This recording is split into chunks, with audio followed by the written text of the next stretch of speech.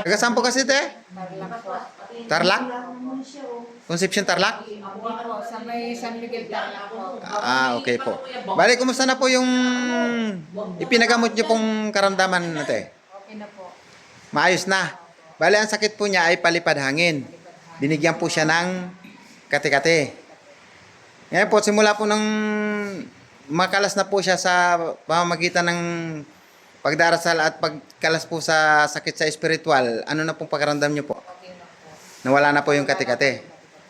Salamat po ate sa inyong pagtitiwala ate ha. Maraming salamat din po. Ito yung po yung anak niya. Magaling na rin. Salamat po sa inyong pagtitiwala. Bye-bye. Nanay, salamat din po nanay. Yan, mag-ina yan, maglola. Salamat ng marami. Ate, dahil na-detect ng ating mahal na ama, ikay bibigyan ni Apo Angel ng libreng langis dahil sa iyong karamdaman kati-kati. Maraming salamat. Dahil kapit na daw yan.